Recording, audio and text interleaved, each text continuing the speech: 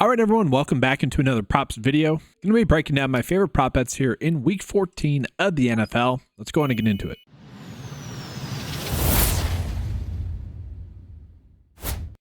And so, guys, right now, the PrizePicks board is actually pretty limited in terms of good bets that we are getting. I have it pulled up right now. We literally are not getting any. Okay, like sure, Nick Chubb under fantasy score. We see compared to all the other lines, that one's a little bit too high, a little bit dependent on him scoring a touchdown. Obviously, I had a receiving touchdown last week. That was crazy. But really not that many big edges here. And that's also going to be the case for Underdog as it sits right now. We've had some EV bets throughout the day that have popped in and out on both sites, but nothing too crazy. So with this, I'll be breaking down my favorite bets kind of for each game that we have. And so let's go ahead and start off with this first game. We got New York Jets versus the Miami Dolphins. The one big piece of news that we have here is that Breece Hall is going to be out in this game. And for me, I don't actually know what that means for this Jets offense. Obviously, Braylon Allen going to be the RB1 there. We have seen Isaiah Davis actually look decent in the preseason. He got involved last week as well, 3 receptions in that game. But it should be Braylon Allen just working in the Breece Hall role. But with that, will it lead to a little bit more pass attempts and maybe not pass attempts, but receptions for Devontae Adams and Garrett Wilson? Probably. I mean, but they've been both targeted pretty heavily over the past month now. The issue is that this is going to be a difficult matchup, and so I don't really need to go out of my way to target any bet on either side of this game. And so with that, let's go ahead and jump on into this next game. We got Atlanta versus Minnesota. This is going to be one of my favorite games to bet on because both teams are pretty bad at stopping opposing receivers. So let's go ahead and start off with Jordan Addison. So guys, Jordan Addison has been someone that's been targeted pretty heavily lately as well, especially compared to what we saw kind of last year when everyone was healthy. 6 targets, 9 targets, 8 targets. Like to see that there. He's had a touchdown in 2 out of the past 3 games as well.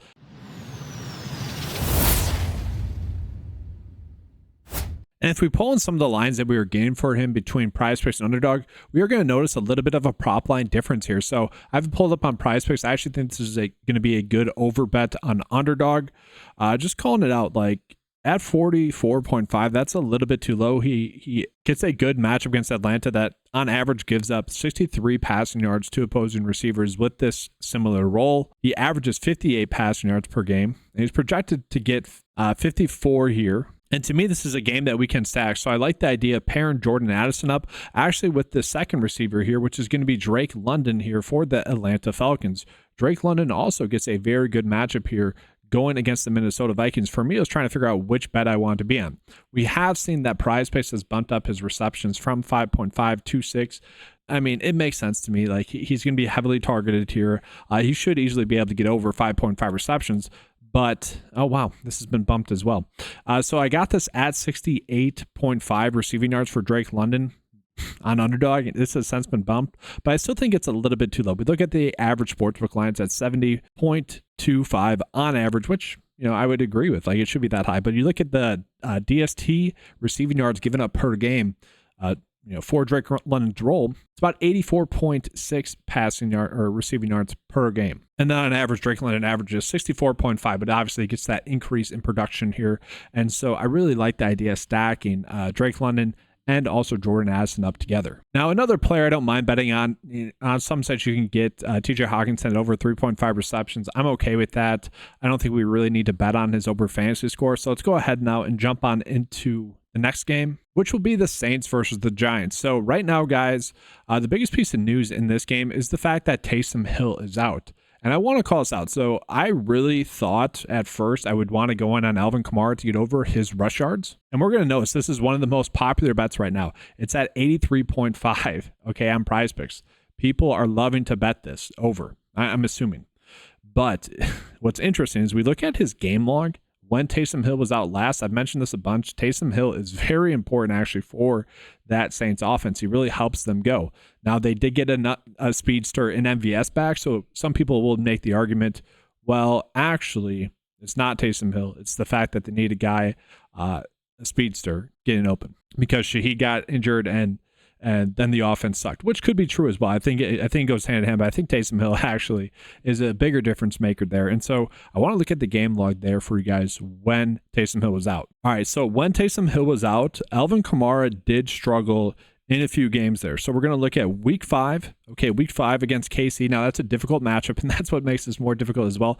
Only 11 carries, 26 rush yards in that game. Did get a lot of targets and a lot of receptions in that game. Okay, that's kind of how they just used him more there. Look at Tampa Bay. That was a good matchup there as well.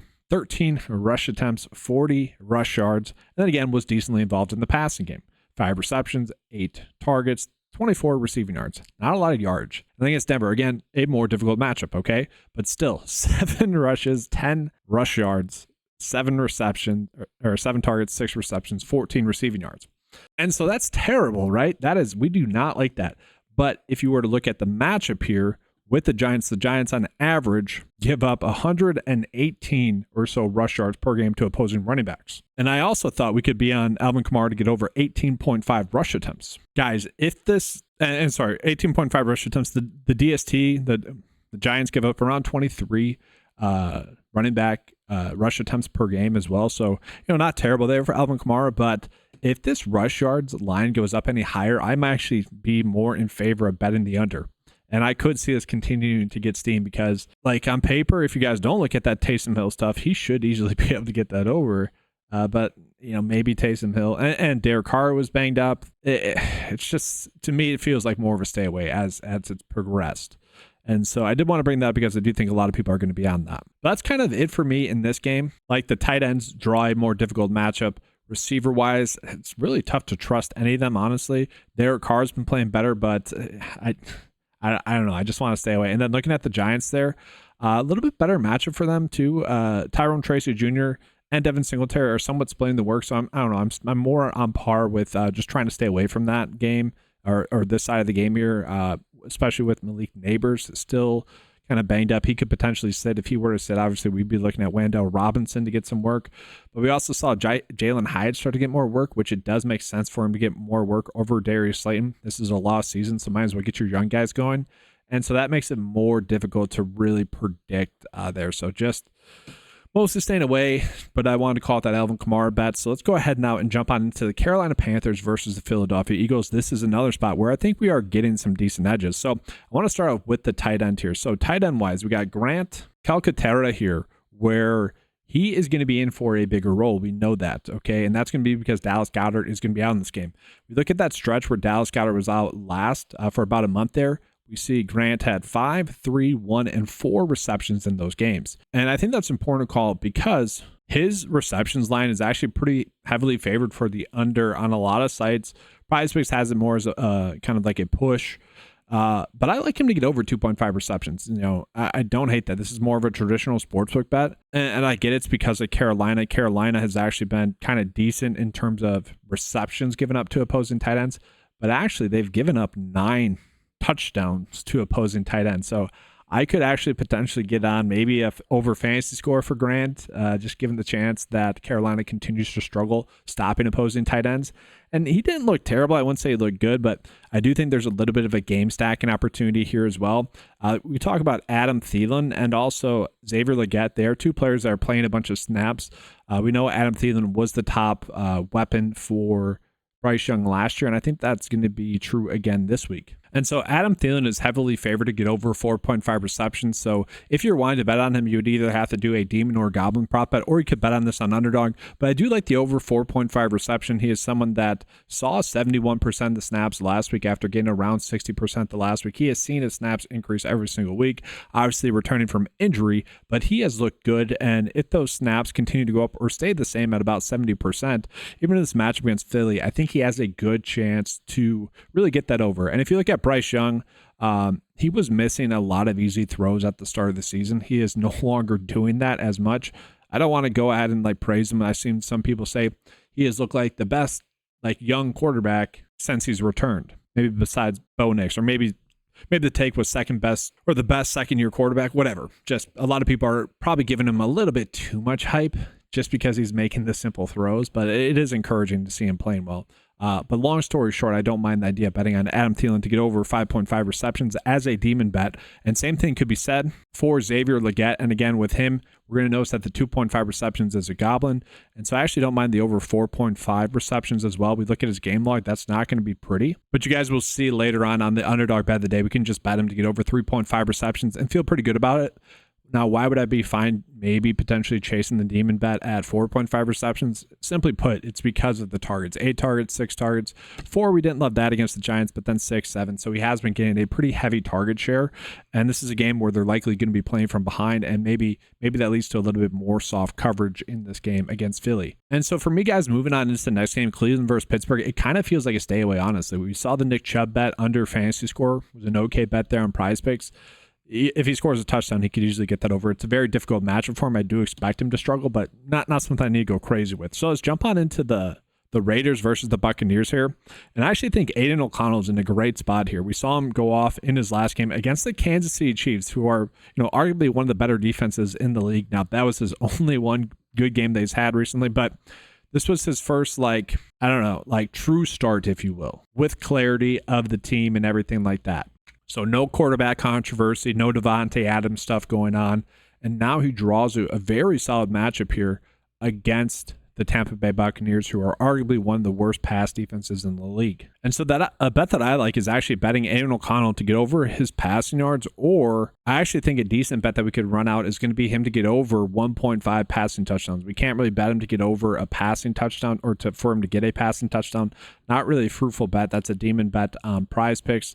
But on both Underdog and PrizePicks, you can bet him to get 1.5 passing touchdowns. And this is a bet that you can actually pair up with Jacoby Myers to score a receiving touchdown on PrizePicks as well. That's a bet that heavily correlates. And even though it heavily correlates, PrizePicks isn't really changing out the bet too much. And so the reason why I like this is Tampa Bay is averaging 2 passing touchdowns given up for a quarterback in Aiden O'Connell's role. So that should bode well for him. And again, just more matchup based. But I also like this game for Jacoby Myers, just really in any capacity. But I think I want to be chasing more of his over anytime touchdowns. You could do receptions. I think there's a good chance that he gets to 6 receptions as well.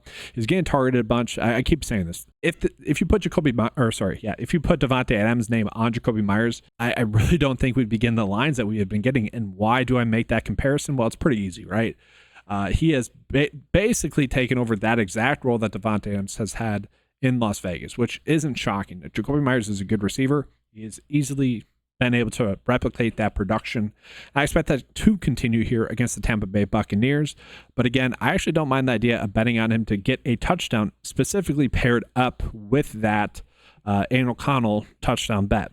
Okay, so Tampa Bay Buccaneers average around 0.3 touchdowns given up to opposing receivers, which is pretty high, and that's per game. But again, if we're using the Aiden O'Connell bet, I actually don't mind this there with Jacoby Myers. And so now let's go ahead and jump on into Jacksonville versus Tennessee. There's really only one bet here that I like. That's going to be looking at Parker Washington to play well again. Parker Washington had a very good game last week. And the biggest thing with him is he finally got a lot of snaps. He got 80+% of the snaps last week. And for the Jaguars, it makes sense for them to go a little bit young, and they're kind of forced to do that as well, with them being banged up at the receiver position. No Gabe Davis and no Christian Kirk. And so with that, it makes sense why Parker Washington had a good game. He is a guy that should be targeted a decent amount when he is getting heavy snaps. So 12 targets, 6 receptions, had a massive game, 100 receiving yards. Don't really expect that again against this Tennessee Titans defense. But I think there's a good chance he ends up having a similar role that he had last week against Houston, that we've had him seen him have another time earlier on this season. He's someone that looked good in the preseason. And so if he gets 80% of the snaps again, even in this tougher matchup against Tennessee, I think there's a good chance that he does end up being able to get over this demon bet. And so I don't think we should ever go crazy with demon bets, but this is a portion of the season, especially with a lot of these teams that their season's lost. They are going to start to give more snaps to players like Parker Washington. And when that happens, these less known commodities, the lines are not going to be as high as they probably should be for that projected role. And that's what I'm trying to take advantage of here with this bet. And then I don't really have a bet for this just yet, but I do want to call it out, guys. So Seattle is going to be without Kenneth Walker in this game.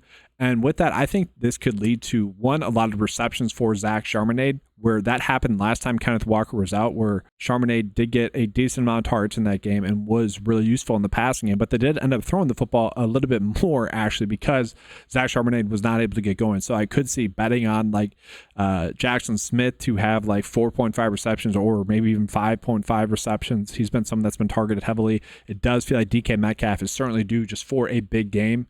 And I could see that happening now as well with Kenneth Walker being out. That run game might not be as existent as it has been with Kenneth Walker in there. And so I could see potentially betting on some overs for DK Metcalf and JSN. But to me, they just felt a little bit too thin, and I didn't need to do that. And then same thing for any of the Arizona bets. So let's go ahead and jump on into the Chicago versus San Francisco Niners game. I do find it crazy some of the lines that we are getting for Isaac Guerendo, who, like, he was a backup running back for the Wisconsin Badgers, guys. And he had to transfer out. And yes, Braylon Allen was there. I get that. And they had a good starter that got injured. The Badgers did this year, who was ahead of him as well. So he was the third string back for them. He was the third string back for the Niners as well this year. And don't get me wrong, he looked good in the one game that we saw him get a healthy dosage of carries, and we've seen him actually have kind of a good game there against Seattle as well. And now I'm not saying like you can't bet on him if you guys want to, but I do find it crazy, the lines that we were getting, like 73.5 for his rush yards against Chicago, who has been a good rush defense as well. I don't know. To me, that feels a little bit too high. It wouldn't be shocking to see him not have a big game. And even the rush attempts seem a little bit high here as well, 16. We know that Shanahan likes to get some receivers involved sometimes in the running game. And maybe like Patrick Taylor gets some work. Maybe this ends up just being a game where Brock Purdy throws the football a lot as well. It's just an interesting line. Now, again, Guerendo hasn't looked bad, but I did want to call that out. Another bet that I actually really like is going to be with DeAndre Swift, because he does draw a pretty good matchup here against the Niners, specifically with how many touchdowns the Niners have given up to opposing running backs. So this is another demon bet that I'm recommending. Definitely too many demon bets over the past two slates where I've done videos. We got lucky on underdog going 3 for 3 with the slip ended up going 4 for 4. That was lucky. We don't want to do this in the long term, but it just feels like that type of week. And guys, we know that touchdowns can be fluky. We don't typically like to bank on them, but I do like Swift to get over 0.5 touchdowns. Now, I probably would rather bet on his over fantasy score if we're doing that, just because, like, if you combine his, let's say, rush plus receiving yards at 73.5, tack on a touchdown, that's already 13 for a fantasy score without even factoring in any receptions. And if we see his receptions line here on underdog, it's set at 2.5. If he gets to 2 receptions, which is what that's telling us, that's another point there as well. So yes, if we are betting on him to score a touchdown, the payout's not as much, just betting on his over fantasy score, because like we're getting an increased payout here because touchdowns are fluky. It's not exactly likely. And by doing fantasy score, you're banking in a little bit of like a couple of outs where he just maybe gets a few more receptions, maybe just the yards get him there as well. So you're kind of banking in that. Whereas a touchdown, it's either he scores a touchdown or he doesn't, right? But I do like the chances of scoring a touchdown. I do like the payout increase here as well. So the Niners give up an average of 1.09 rushing touchdowns per game to opposing running backs. That doesn't even factor in any receiving touchdowns there as well. So very good bet there for DeAndre Swift, who has been impressive lately, especially with Roschon Johnson no longer there. And so I do think that would help him out, be able to get some of the goal line work there as well. Caleb Williams, you better not freaking do a QB sneak from the 2-yard line and score. I could easily see that happening. Now, guys, the last bet that I like is going to be Kyren Williams to get over his rush yard line here of 68.5. So first and foremost, he gets a pretty good matchup there against the Buffalo Bills, who on average give up 97.2 rush yards to opposing running backs. Okay, Kyren Williams is averaging 74 on the season, and he's projected to get 73 here. So really, he's coming in checking all the boxes. The reason why we're getting this line a little bit lower than really what it should be is because people are expecting Blake Corum to take another 5 to 10% snaps from Kyren Williams. That's the only explanation I can have for that. But even if we are still getting Kyren Williams at 70% of the snaps, which is what a majority of the running backs in the league get, even if we're not getting that workhorse workload, this still feels like way too low of a line given the matchup that we have here. And especially given the fact that you got Puka Nacua and Cooper Kupp both healthy and active in this game as well, to the point where the Buffalo Bills won't be able to just sell out on stopping the rush. And so I'm a little bit shocked at this line. I feel pretty good about it.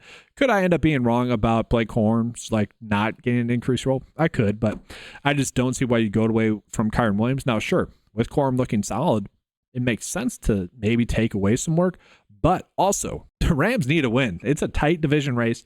There's only so many games left. Who cares? And we know that Sean McVay is a coach that does say kind of F it to the game plan and will just start to run Kyron Williams a bunch. We've seen that happen a bunch there as well. So with that, guys, we're going to go ahead and get into the 9-to-5 bet of the day here in just a second. If you guys want access to the 9-to-5 prize picks cheat sheet or underdog cheat sheet, head on over to 9to5sports.com. Use the promo code KEEPCASHING to get 20% off your first 9-to-5 month membership. So turn that $10 membership into $8 for the first month.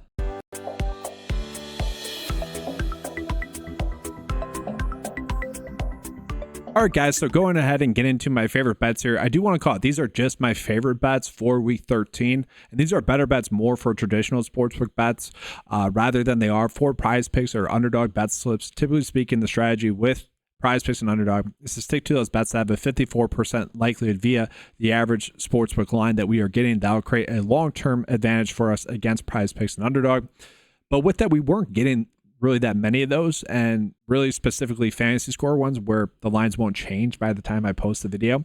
And so with that, I am chasing a little bit more of these demon bets. I don't mind DeAndre Swift to get his over receiving yards. I kind of did that instead of his anytime touchdown. Again, we can do that on underdog, but I do think that's a good bet in general. Kyron Williams to get over his rush yards, just touched on that one. And then I do like these demon bets.